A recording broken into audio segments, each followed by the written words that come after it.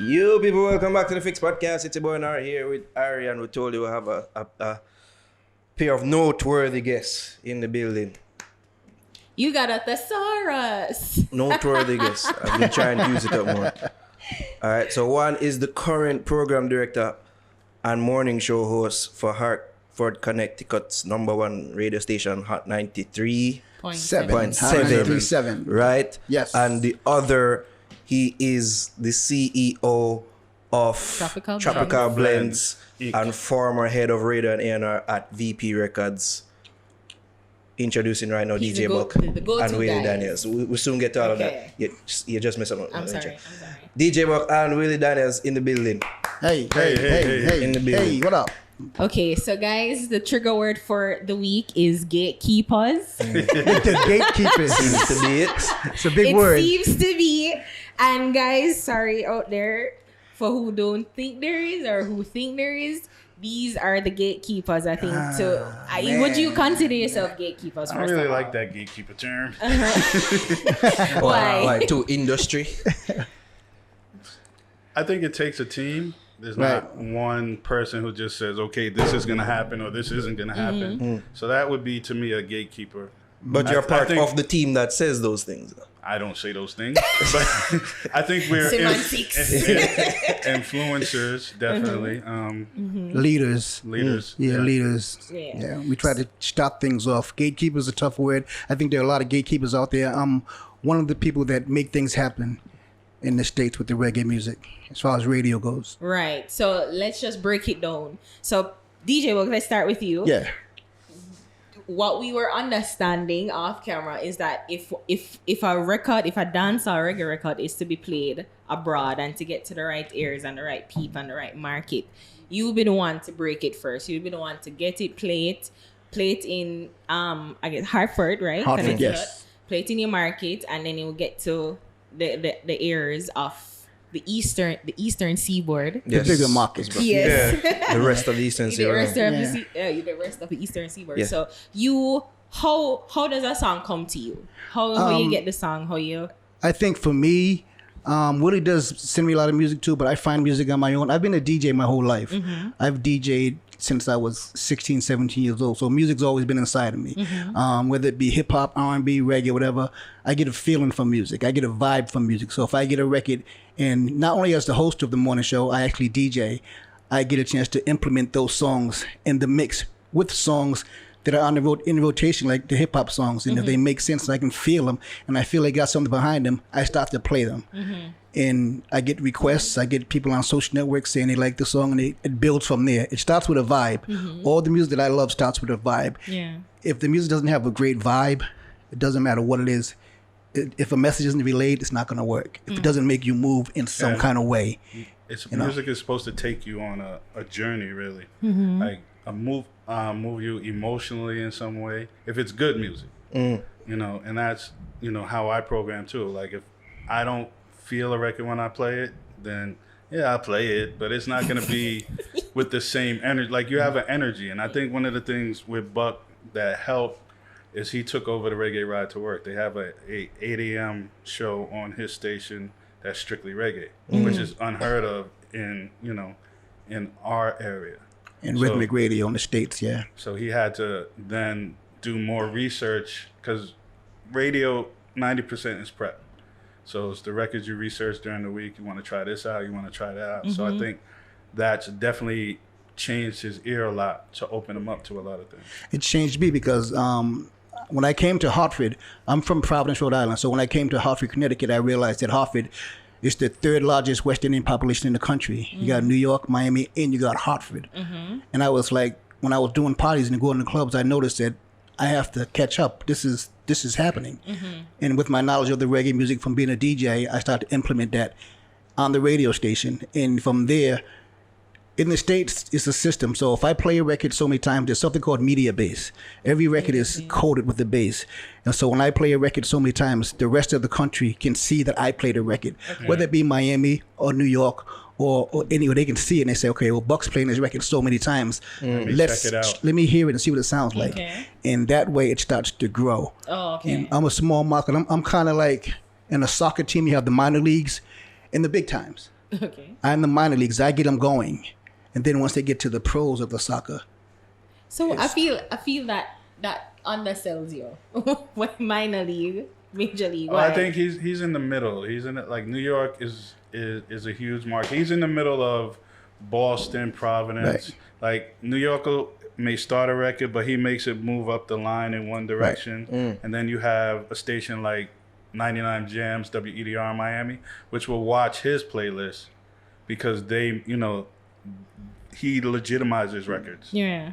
So there's a sort of trust and I guess respect from other DJs for DJ Buck to say, well, if DJ Buck is playing this, it has to be good. I hate to say that, but I guess it's happening, but I don't look at it that way, It's gotta be good. So even like the hot 97s of this world, you will be the one that they'll get info from, or they'll be informed from. I'm one of the guys. I'm one of the main guys. Yeah, and they do break some records on their own too. I'm not saying I do it all, but I help out a lot. I am a big help in the reggae scene in the States. Do any of you have any Jamaican roots? That's what I was about to ask because it's interesting. No. Okay. No. And I mean, in me doing what I do locally, sometimes I get a lot of the local people don't understand how I do it or why I do it because I'm not Jamaican. I just love the music. I appreciate. Say I have an uncle, I have an auntie, or some distant relative to try and drive a little bit of Jamaican route. Everybody's Jamaican, right? So for the record though, can you name some of the actual records that you've broken, Buck? TOK, Sean Paul records, there's been a few Wayne Wonder records, UNI records, there's so many of them. Morgan Heritage. It was Estelle and Estelle Taurus. Ladies, So I Got Your Man. Those records started on Hot 93.7 and then they grew. We planted the seed at Hot 93.7, added some water to it by me playing it, and it blossoms. It sprout. Willis, what are some of the projects you A&R'd for? Or helped Lady broke? Saw, records, Fever, I can't tell. Dirty Wine, Matan. Hold You, No Cheap Shot. Games, Sierra. No Letting Go, Give Me the Light, Party Animal, and I'm Charlie. now working on the Busy Signal record, Zoom Zoom. Well, can I tell you something? I think that's the name of the record. Okay, interesting. What would you say is the state of Caribbean music right now, internationally, in regards to reggae and dancehall? Or you think it's a different time as it was like early 2000s? Definitely. I think it's not as. I think it's, things it's that much buzz more like- serious. Like dancehall used to be fun. Like like you look at Elephant Man, he was a character. He was fun. It's very serious. I think what hurt it was that period of daggering that changed up the whole format of the music. I don't know about you, but that was one of the most fun periods in a dancehall. Personally. Well, for you, but in terms of Period. Fun for records me, man. and airplay and things of that nature, I think it definitely hurt. Why though? Because is it a situation where the market overseas they didn't really get daggering, they never understood the concept of daggering, they never liked the songs? Why? I don't think the songs were the same type of song. Like, if you look at the songs that break, they're those songs that American people can probably two-step to. If there's not a dance, and those daggering records were going so fast, there's no two-step. People didn't understand it. And then the titles are some hundred Yeah. So like horror movies, really. And then you try to clean the records up for the radio. You can't And clean you them. take the whole Yeah. message. Take the whole message away from the record when you clean it You up. can't clean them up. Wow. I think for me, the thing about Caribbean music, there was a time when the American artists took the sound of the Caribbean, the reggae sound, and made hit music using their sound. Well, they still do it. Yeah, And they still do it. Ed And Sheeran. that left the window open that I think a lot of artists should have jumped in and tried to take it back. Yeah, there was that time when dancehall. There's been 2 or 3 times when dancehall has fallen off, and now Afrobeats is the thing that's come along and take the space for dancehall. At one time, it was the culture music when you had Drop Leaf and those things. Yeah. And then the in between time was reggaeton. Yeah, which was like the Latin. That's true. Right. Yeah. So Yeah. I just think they need to get back to making music. Like if you look at the Ed Sheeran record, that is a lick over of the Calabash that Shaggy had years ago. They just sped the rhythm up. So people want the sound. They just want to deliver it in a way they can digest it. Right. So you mentioned Afrobeat, and we've had many a conversation about Afrobeat and how it has seemingly overtaken dancehall in international space, at least. Do you think it's that they have a bigger market over dancehall, like independently? Africa is a big place. Content. Do you think that's the reason why they're so big international? Not on our side. I think the records just sound good on the radio. Like if you listen to that DeVito record, it's a great sounding record on the radio. The melodies catch your ears. The people can digest it. Again, people can digest that music easily. Even the Burna Boy, the Burna Boy, The thing about the music is American music is very hook driven. You have to have a strong hook. You know, the DeVito has a strong hook. You know, the WizKid records have strong hooks, and they tend to work well on the radio and melodic. You know, because the question though, because many people feel like change is inevitable, you know, and things need to evolve. Like, and most producers are trying to change the sound because they want to be the one that change the sound. So are you saying that it don't really work, especially for overseas market? Like this, is it the sound? Is it the like the actual words, the lyrics? Like, what's the issue? Why it really isn't connecting? If you look at Tony Kelly recently redid the bookshelf rhythm. Yeah, those rhythms. That's the type of sound people want to hear. But I mean, many people said, "Oh, well, that's a long time ago." They're trying to. Yeah, but a long time ago, everybody look at the Chris Brown project. He sampled how many old records, and they all work for him. People want to hear things that are familiar to their ear. Like, you can change the sound, but you know, you have to grow and change. But sometimes you have to go back to the essence. And going back to the essence of dancehall is what makes these records work. Right. I want the regulars to hold their own.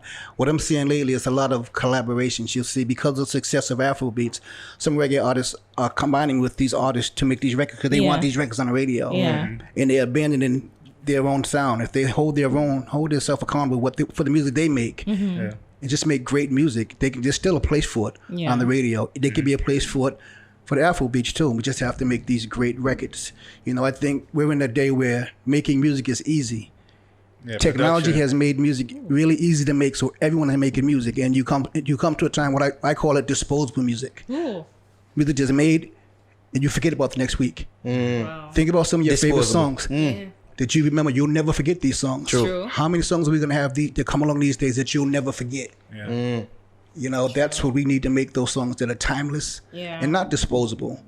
You know, they come too fast and too fast, and the labels don't give records enough time to marinate.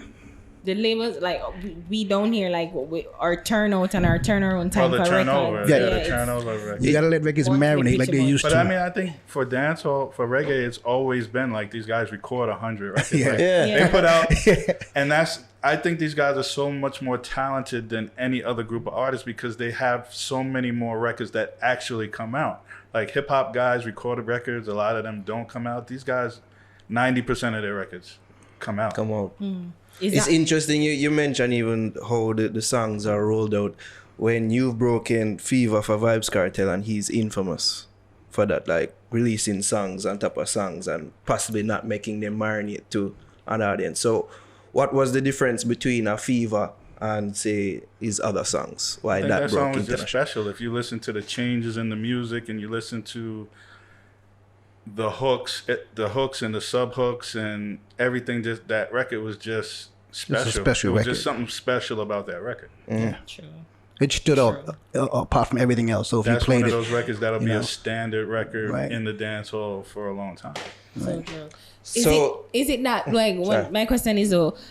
Many people always complain like the American audience only seem to have or like one set of music from Jamaican. So it's either, as you said, like the fun kind of songs and them dancing or maybe whining sexy songs. So do you ever think there is a possibility for a Clash song, quote unquote gunman song, can reach the international market just like with American songs? Like they have trap artists and people who speak that talk about their life. Yeah, the twang of America. I think a lot of those Clash songs might just be too ethnic. Like you have to, because you're reaching past, you're trying to reach past where you are ethnically to people who really don't understand you or might not get you. So you have to speak the language to them in a way. Again, they got to be able to digest this stuff. But we don't know what trap is, but through the artists we learn what trap is, and I will learn the trap experience. So is it a situation where you don't think it can be a symbiotic thing where the American market can learn our market? Or I mean, I think they learn the market, but they want the market given to them the way those hit records are given to them. They want it to be fun. You know, reggae has always been that music that lets you get close to the girl in the club. And those class songs are just not those type of songs. Yeah. Well, for me, I want to play records that are not just... I want to play reggae music that are not just for Jamaicans or West Indians. When Bob Marley made music, he didn't make music just for the Jamaicans. It's a worldwide music. I want artists to make music that everyone can love. And I'm in Connecticut where the percentage of minorities is it's maybe 10%, if that... You know, so I got a lot of Caucasian listeners. Yeah. But what makes this station, my station, the number one station in Connecticut, I have those people loving what I play. I teach them about this music, and they end up loving this music that I play, and therefore I get ratings. They don't, you know, people listen to the radio. They have choices. They can listen to me or listen to another radio station. Yeah. And if I play a song, you know, that they don't know, they may stay and listen and love it, or they can leave. My job is to make them love this music and teach them about, you know, maybe a Vibes Cartel, you know. And so that way they'll stay on my radio station and they'll learn more about the artist. And I just spread the music. So I'm not keeping music in the box.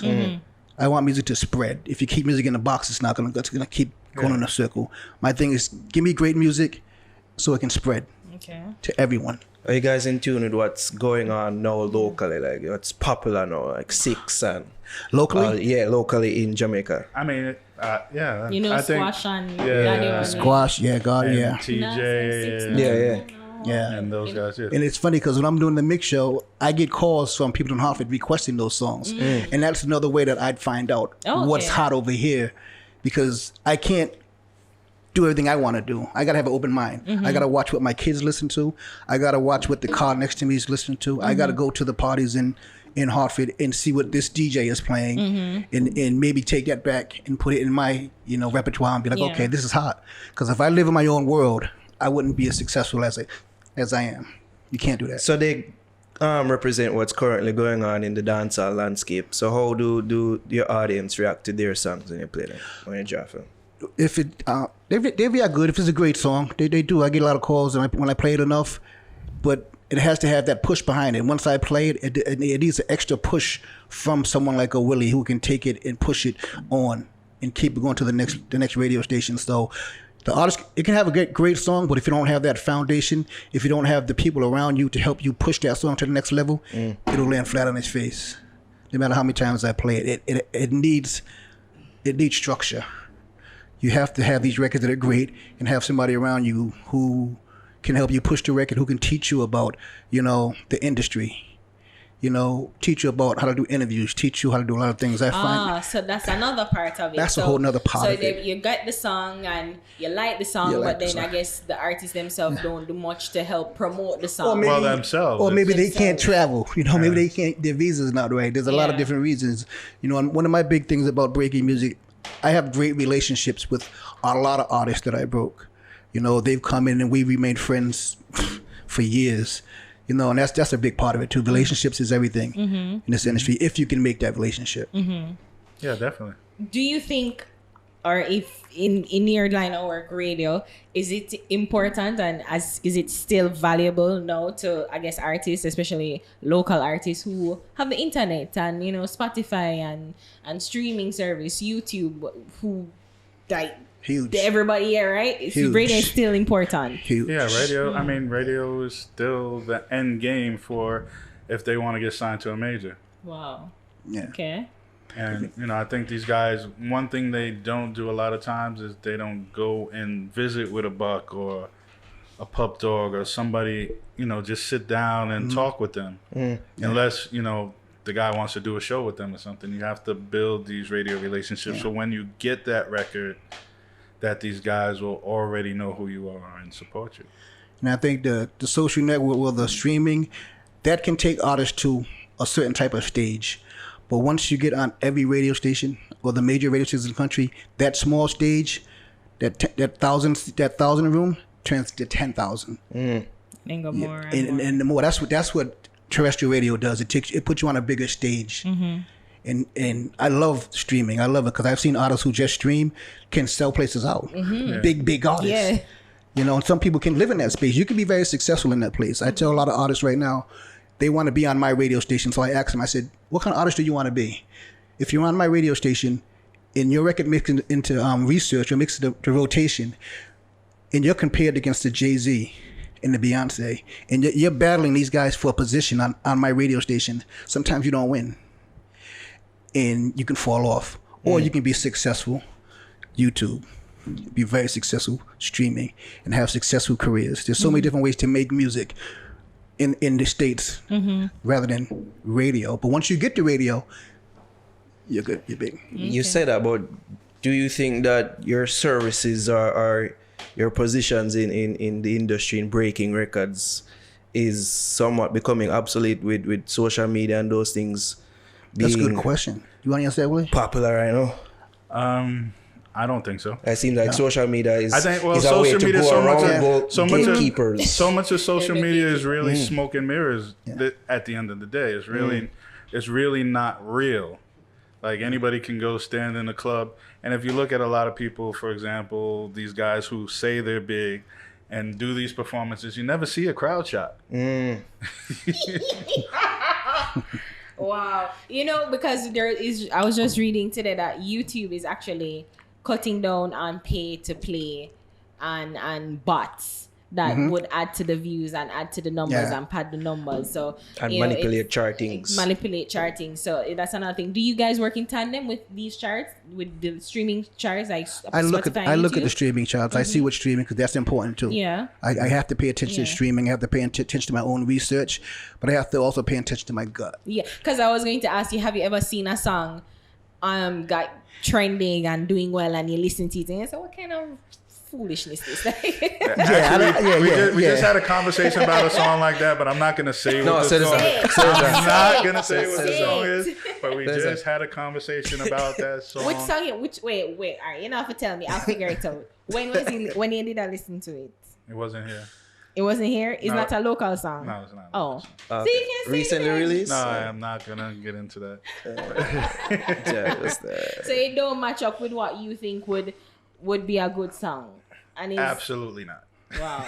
And do you think it's because, well, maybe, you're not connecting with that song, or the audience, the genre, like what? For me, sometimes I do miss. Sometimes you can miss because I'm a man of a certain age, and I understand that some people make music for different ages, and I may not get that song in the beginning, and before you know it, I'm listening to it over and over again. I'm dancing to the song, and the kids are loving it. Sometimes you get these seconds. Well, remember, radio is essentially brainwashing you. Yeah. If you hear a song 50 times a day, it's just, even if you don't want to like the song, you tend to learn the song, and that's what radio is. It's just consistent brainwashing. Old Town Road. I mean, that's an example of one song that broke out of, but that's not the song that I'm talking about. But honestly, when all of us heard that record, did we think that it would do what it did? I thought it was comedy. But you know what? It's like after the third time you're listening to it, it's like, that song, you kind of have a little vibe to it. Like, you know what the biggest secret to that song? The time of that song. It was less than 2 minutes long. 2 minutes long. For somebody like me, it's important that I can play that song in rotation more and more. Yeah, because it doesn't affect your clock. Yeah, it doesn't affect my clock at all. If I need a 2 minute song, boom, boom, boom, that timing of that song is going to change the way a lot of people make records these days. And I'm seeing it already. People are making records that are 2 minutes and 10 seconds long, as opposed to the 5 minutes. You give me a 5 minute record song. It's hard. I'm trying to fit, it's good. It's got to be good, and I'm trying to fit so many records into 1 hour. Yeah, it's hard. I'm glad to bring up Lil Nas X. I think Old Town Road was that record that people loved behind doors and hate it in public. Yeah. They know. Well, admit to them open they like I it. kind of Yeah. like that song. Like maybe he had issues with it. Like he's like, what is this song? And then he posted it on social media, and then afterwards he had to come out again on social media saying that he loved the song. So yeah, I guess. I remember when Ebron and them was clowning. They that wouldn't song. play. What? Yeah, You they have clown to. the Holy One. I didn't know that. Yeah, man. I just say them clown the song. Every day they were clowning that song, and he brainwashed me to like the song from clowning it. That's the thing, the pushback Reverse, and the hate. yeah, the but it's hate just the and overall the hate of that resistance song, to so it. even from with the country charts. But it and was huge, Yeah. huge. How do you guys get music outside of being here? How do you guys get new music? Do they send it to you all the time? YouTube. And YouTube. what will get sent from the artists But me not listen to themselves.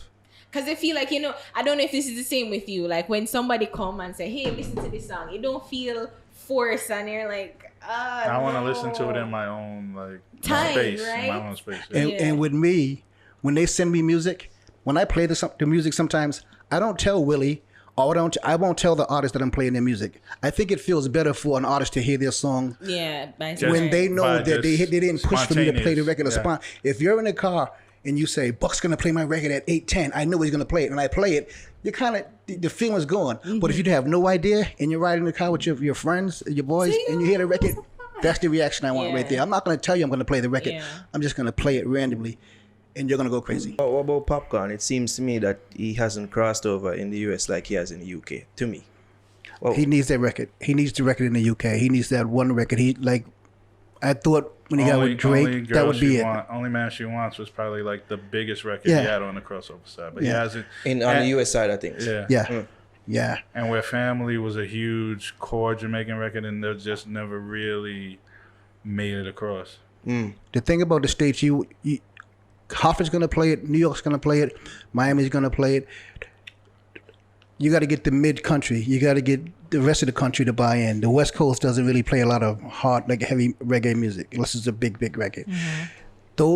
That part of the country, you have to get them to play the record, and that's a stubborn part of the country because they, even love the West Coast vibe. even a Megan Thee Stallion may not be played in Oklahoma or something like that.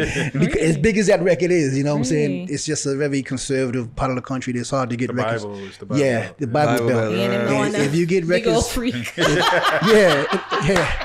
And Little Nas X, the Bible Belt, they bought into that record. Oh. Well, that's why. Oh, so that's why, because it, really That, was. everyone. that record overly resonated with sexy. everybody. Yeah. Did they buy into it after they come out as gay? Probably more people bought into it, honestly. But Yeah. I mean the Bible Belt. well, No. the Bible Belt might have shut them down. They might have shut it down after that, right? I rebuke this record. But the rest of the country loved it. Who do you think is the next Sean Paul and Shaggy, the next person on the cusp of breaking? I don't know. And do you There's- like that? Like Sean Paul, Shaggy? Like who you think is? I don't really see anybody in comparison to them. Currently, nobody. No. I mean, I like Conscience. Like, I like Conscience vocal texture and his lyrics. I think he could cross in the right situation, but I don't know if he will. Why? That's a offline conversation. I don't think he's making the right records right now either. I was going to ask if you think his time has passed. Like he had a time when he was on the brink. As and long never as you could. have talent, your time has never passed. So you think I've always figured that people like young, you have to look a certain way. That's always been an issue, especially like it's Sean Paul and Shaggy, they look a certain way, and I think we all know the look. Yeah. Right? Yeah. So What, do you more Americanized? More, yeah, like more anything. They don't have to be Jamaican. They could be Puerto Rican. They could be this. They could be so that. that's ambiguousness. And I don't. Well, I ambiguity. think that's why Elephant Man was important for the music because Yeah. Yeah, he he kept his looked look. very Yeah. Jamaican, and yet people accepted him.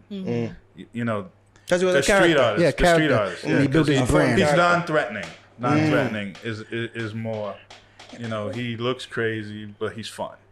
So it's just like the stereotype of, black people abroad in terms of, them have that image of being, Right. or perception of being aggressive and want to rape the white lady.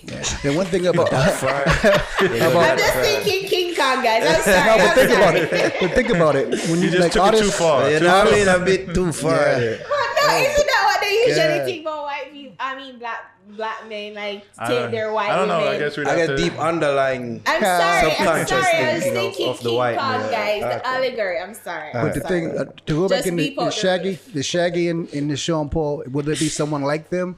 Yeah. It'll take a lot of training, a lot of A&Ring because those guys are brand geniuses at branding themselves, geniuses at what they do outside of the music. You know, they're just good people. When you meet them, when you go to radio, they do everything for radio. Sometimes those artists have to sacrifice a lot. They sacrificed a lot to get where they were. Like what? Free shows, traveling. A lot of Paying artists for their own paying stuff. for a lot if they of artists. believed in a record, they'd pay for their own record. Yeah, you gotta take your hits, and you gotta understand everyone's not gonna like your record. If you send me a record, if I don't like your record, do you quit or do you You go back on the and make studio? I another hate record. and Make another cussy one. and say, move on, go You in know? and They don't know nothing about music. Yeah. Their ear is old. They're Yeah. And washed up. constructive criticism is hard to take sometimes. But I think in Trust me, Jamaica, them not gonna say it like that. That'd be much worse. you know, Well, I know. Much more than We're on Jamaican radio, guy. so you just gotta keep it cool. I think we need that we need that type of school here to teach the young artists in Jamaica You gotta and in the teach them States. before they actually become artists, because it has to be instilled into them True. before they think they bust because they got one record True. in Jamaica. But they have to know that any record that has ever gone #1 in Jamaica has never worked in the United States. Whew, that's Will Clem. You gotta live. You gotta live. Keep one foot in the streets and one foot in the industry. You gotta live both worlds. You can't just stay in the streets. So what about those artists that have had the breakthrough record? Like they had the foot in the door, like the Omis, like the but Charlie it wasn't Blacks. Like, but sustained. what happened? What do you think is the difference between them and Sean Paul and Shaggy?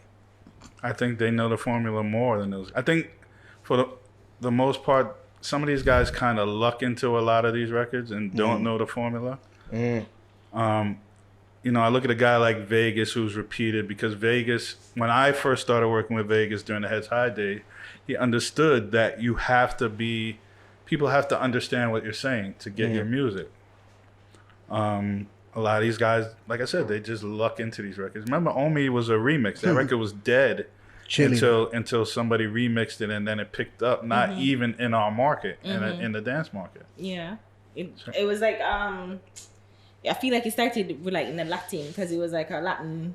And so did spin Charlie on it. Black. Charlie Black started in like those crazy Latin countries, and then came to the United States. We worked that record for like a year before the record actually broke. Anything else? Yeah, I was just about to ask you, because American dancehall artists, you know, they seem as if they too have an issue trying to reach your markets and the Eastern Seaboard as well. Which American dancehall artist? Well, I mean, I know a few. I don't want to say either, but I mean, because I only know of like Cranium, who's a U.S. artist. for others, I mean, I know I see that you work with Hood Celebrity, Yeah. her song "Walking Trophy." So I mean, but there are others out there. There are a few. I Yeah. don't want to say, but you guys know. I feel like you guys know. Like even Hood Celebrity, how is she Yeah. viewed? She seems like she's in a weird space between being Because- perceived as a hip hop artist and a That's dancehall an artist. So, artist. Well, I think, she's a Bronx artist, so, naturally she's gonna have that hip hop leaning thing to her.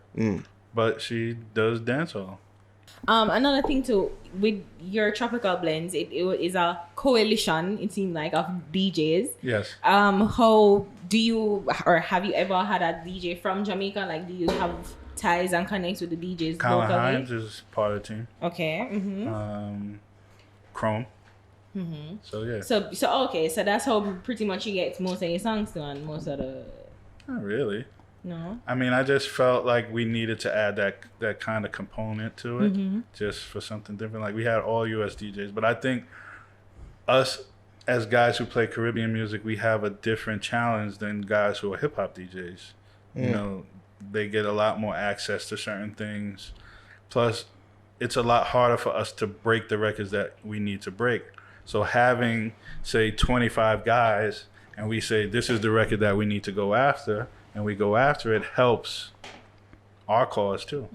So I guess all you guys, the 25 DJs, said that this is a particular song that we're going to bring. Well, we have a list of priorities, that you know, we bring to the table, and we feel, okay, this is a record we should play, or maybe this is a record we shouldn't play. Gatekeepers. The gatekeepers. Influencers. Yes. Basically. The man draw for the social media term. I think one of the hottest artists too in the States right now is Coffee. Yeah. Coffee is probably one. I went to the show at Brooklyn Steel. She sold it out. She sold two shows out in New York. Wow. You know, her show was maybe 25 minutes, 30 minutes long. She doesn't have many songs, but she sold it out, and no one left complaining. Everyone was happy. She came out with a full band and tore the building down. What do you think worked with her? What do you think worked with her? That record was just huge. The record was huge. She was young. Yeah, she's young. And she in the video, her riding the bike, it was just a fun thing about it. She brought fun back to the reggae music. It was a fun time. You see this young girl on the bike, and she's so knowledgeable. She's so deep. When you talk to her, she's deep. You know. At least she appears to be authentic. Yeah, man. Yeah. For social media, we'll say. Yeah. But no, the record definitely, you know, speaks for itself. The record is a great record. Did you guys have anything to do with working that record and promoting it? No, I actually didn't work that record. The funny thing is, I slept on that record until one morning. I listen to Buck on Friday sometimes, and I was like, "What is that record you're playing?" And he's like, "It's Coffee." I was like, "Wow, I had that record for like 3 months. I haven't touched it once." But the record sounds very radio. Yeah. It's one of those one listen records. Yeah, big like Yeah. that. I guess how my ears were clogged that day. And then when you get artists From like here to you got in strums, dum dum dum dum. Hey, grab it. yeah, see, you got artists like Noah Power jumping on the record. You know, the remix, it makes it a stronger record. That's another artist I think that Noah's you got to keep an eye on. I think he's on the come up. Noah Power. Yeah. Well, and he's a He's got DJ a as good well ear. too, right? Yeah. Well, selector. Yeah, right? selector. Yeah. Okay. Give thanks for passing through, in the island for a short period of time. So give thanks. Yeah, for now I that gotta you- try and get some of that Kentucky Fried Chicken. Yeah, because we have the best. It is the best. I gotta say, I watch you guys Yeah, all the time. I watch you guys. Your interviews that you've had on here with the spice, and it's crazy. that wasn't really. Your interviews, I sit back and watch them all the time. I'm like, what are they talking about today? I'm a big fan. Trauma, by the way. I'm a Thank you. huge fan of you guys. See, we kind of help you too, don't we? Keep informed. Well, I mean, you get information from every. You know, Would you your say- ears are open. I You have can get to. Would you information say from we all are over the place. gatekeepers too? Yes, I would say you're gatekeepers. See, Yeah, you are yeah. you just let the truth be known. The truth. If I want the truth, I Yeah. come to you guys. Nice. Give thanks again. Where the people can follow you on social media if you want them to. Because I know gatekeepers have a secretive thing about it. No, there's not. It's not the Illuminati. Tropical Blends on radio is my Facebook page, and tropical_blends is Instagram. You can find me at DJ Buck 1, the number 1, DJ Buck 1 on Instagram and hot937.com. By the way, we forgot to mention that DJ Buck is a NAWCP winner, right? Yeah. You don't like to talk about it, right? Like 3 times. Yeah. yeah. Man, 3 times. Right. Respect. Yeah, he's one of the most On his influential name. African American men Stop it. in the States, Stop. right? Stop so it. that's a big deal, guys. All right. Right, that's it. Cool. Pretty much. Oh, why do you want to state what exactly is the purpose for the visit? A short visit to Jamaica. Just, you know, I guess doing some press to kind of bring clarity to the actual workings of our side of the world in terms of this music. And, you know, maybe some artists will want to get educated now off of listening to us. I think for me, it's the same thing, to educate too. And also, for me, as a program director, I'm kind of a different kind of program director. I'm accessible. And I want people to know that I am accessible. I like listening to music. You know, you have my social network right now, DJ Buck 1. I'm sure I'll get flooded, but I don't mind that. I'd rather be that person that's more relatable. Cause I'm just like, people may say I won these awards, but I'm normal. I just love music, and if you got great music, send me the music. I'll listen to it. You know, I want people to know that I'm here for the people, for the music. I'm not West Indian, but I'm here for the music. Yeah. As DJ Buck, how really that is, people. Give thanks again. Yeah. Thank you, guys. Yes.